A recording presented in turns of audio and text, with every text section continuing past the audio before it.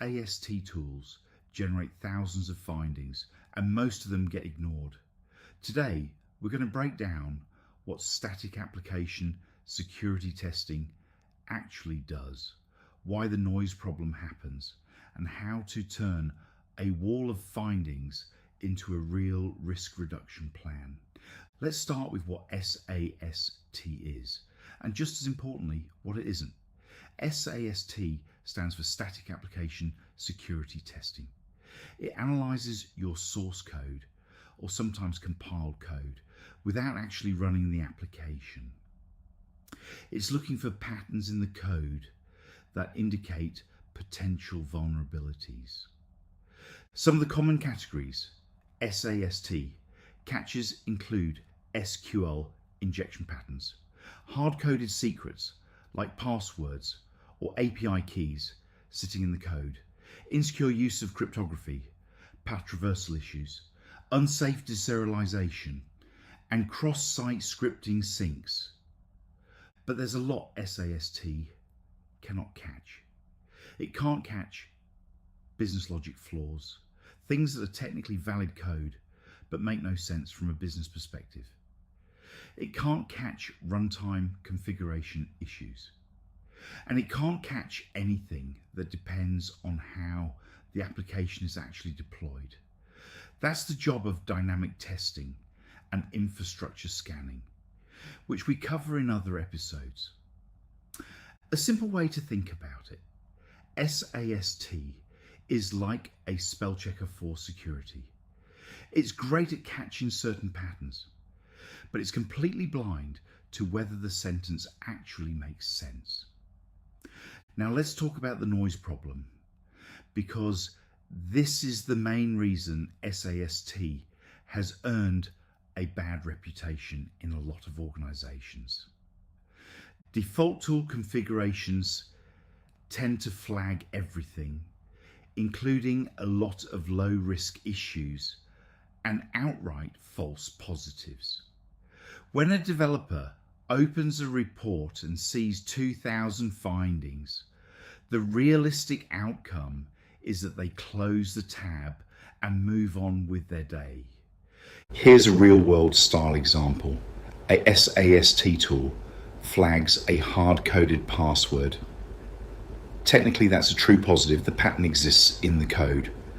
But when you look closer, it's actually a fixture used in a unit test with zero real-world risk. The fix for this noise problem has a few parts. First, tune your rule sets to match your actual technology stack.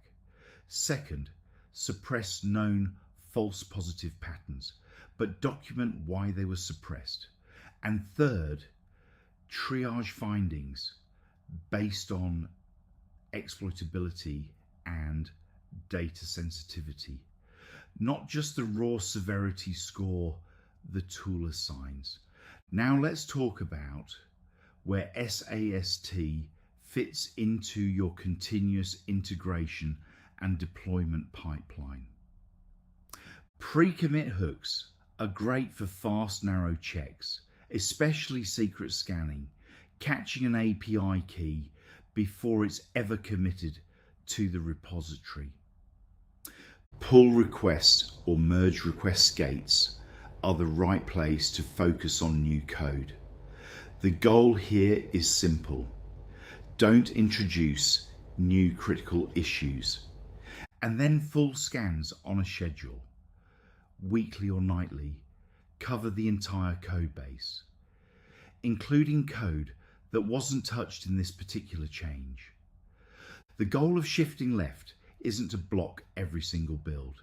It's to catch issues while the developer still has full context on what they were building before it ever reaches production.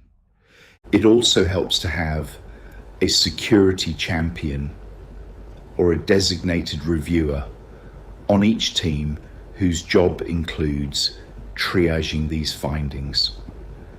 Now let's talk about turning SAST findings into something that actually belongs in a risk register. The first step is grouping findings by root cause. instead of 12 separate tickets for 12 instances of unsanitized input, you have one entry, 12 instances of unsanitized input across the API layer.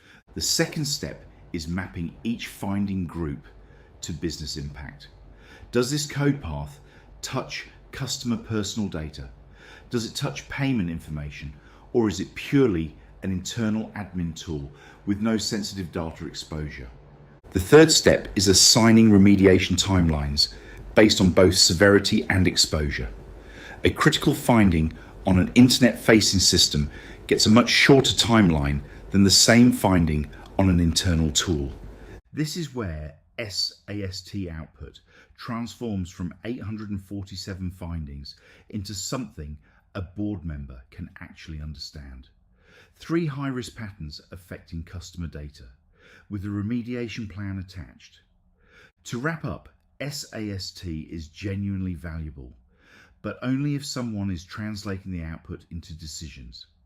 RiskRecap takes your existing SAST results, whatever tool you're already running, and turns them into a prioritized remediation plan tied to actual business risk, feeding directly into your monthly risk report and your risk register.